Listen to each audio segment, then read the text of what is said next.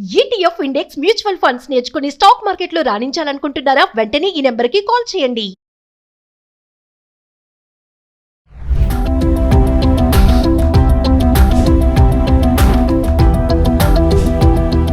నమస్తే, welcome back to Suman TV. ప్రస్తుతం మనతో పాటు ఉన్నారు consumers affairs committee chairman Mandari Krishna Reddy గారు.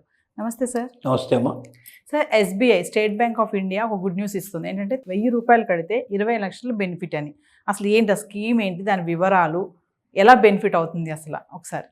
1000 రూపాయలు కడితే 20 లక్షలు వస్తుందన్నమాట. వాస్తవమే, కానీ 1000 రూపాయలు కట్టిన వాళ్ళందరికీ 20 లక్షలు వస్తాయని అది కరెక్ట్ కాదు. అంటే స్టేట్ బ్యాంక్ ఆఫ్ ఇండియా ఎవరైనా అకౌంట్ ఉన్నవాళ్ళు, ఎస్బీఐ లోపల అకౌంట్ ఉన్నవాళ్ళు ఒక 1000 రూపీస్ అకౌంట్ ఉన్నవాడు కడితే, అంటే ఏ స్కీమ్ కింద కట్టాలి? యాక్సిడెంటల్ ఇన్సూరెన్స్ కింద కట్టాలి.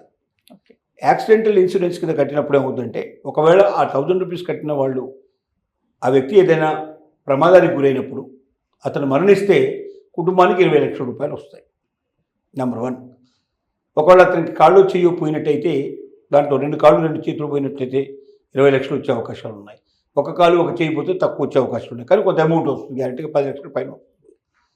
అలాగే ఇంజురీస్ ఇట్లా ఉన్నాయి, అతను హాస్పిటల్లో జాయిన్ అయితే అతను కొంత హాస్పిటల్ ట్రీట్మెంట్ కొంచెం దొరికే అవకాశాలు ఉంటాయి. తర్వాత వాళ్ళ పిల్లల చదువు చనిపోయినట్టయితే పిల్లలు చదువుకోవడానికి కొంత డబ్బు వాళ్ళు సాయం చేసే అవకాశాలు ఉంటాయి. హాస్పిటల్లో ప్రతిరోజు ట్రీట్మెంట్ కొంత డబ్బు వస్తుంది. ఇలాంటివి రకరకాలైనటువంటి హెల్ప్ జరిగే అవకాశాలు ఉన్నాయి.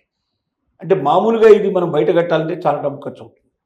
కానీ state Bank of India 1000 rupees scheme ఎందుకు పెట్టిందంటే, లక్షల మంది కడతారు ఒకేసారి, కొన్ని లక్షల మంది, కోట్ల మంది కడతారు. కాబట్టి అది భారతదేశంలోనే కాదు, వాళ్ళ అగ్రగామైన బ్యాంకు నెంబర్ 1 ప్లేస్లో ఉంది.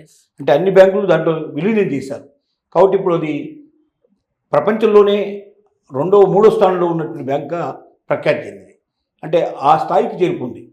ఇంత పెద్ద బ్యాంకులో కోట్లాది మంది కస్టమర్స్ ఉంటారు కాబట్టి, ఈ కోట్లాది మంది 1000 రూపీస్ పే చేస్తారు కాబట్టి, ఇంత పెద్ద ఇన్సూరెన్స్ ఒకేసారి స్టార్ట్ అవుతుంది. కాబట్టి అక్కడ 1000 రూపీస్ కట్టినా సాధ్యం అవుతుంది, అంటే వాళ్ళు ఇవ్వగలుగుతారు. అదే వేరే దాంట్లో మనం డైరెక్ట్ వెళ్ళి కట్టాలంటే, ఈ రకంగా 20 లక్షల రూపాయలు బెనిఫిట్ కావాలంటే చాలా డబ్బులు పే చేయాల్సి వస్తుంది ఇన్సూరెన్స్ డైరెక్ట్ కడితే. కాబట్టి దీన్ని ఉపయోగించుకొని ప్రతి ఒక్క కస్టమర్ కూడా, అంటే బ్యాంకులో అకౌంట్ ఓపెన్ చేయాలంటే కూడా స్టేట్ బ్యాంక్ ఆఫ్ ఇండియాలో ఎక్కువ డబ్బు కాదు, ఎందుకంటే నేషనలైజ్ బ్యాంక్ కాబట్టి చాలా తక్కువ డబ్బుతో మనం ఓపెన్ చేసుకునే అవకాశం ఉంటుంది.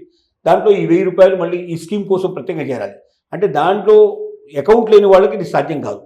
స్టేట్ బ్యాంక్ ఆఫ్ ఇండియాలో అకౌంట్ ఉన్న వాళ్ళకి మాత్రమే ఈ 1000 రూపీస్ ఇన్సూరెన్స్ కోసం కట్టుకున్నట్టయితే, యాక్సిడెంటల్ ఇన్సూరెన్స్ కోసం కట్టుకున్నట్టయితే వాళ్ళ కుటుంబానికి చాలా మేలు జరిగే అవకాశం. ఒక 1000 రూపాయలు సంవత్సరానికి ఎవ్రీ ఇయర్ 1000 రూపీస్ పే చేసుకుంటే వాళ్ళకు ఆ ఇయర్లో ఏదైనా జరిగినట్టయితే ఆటోమేటిక్గా డబ్బులు వచ్చే అవకాశాలు ఉంటాయి.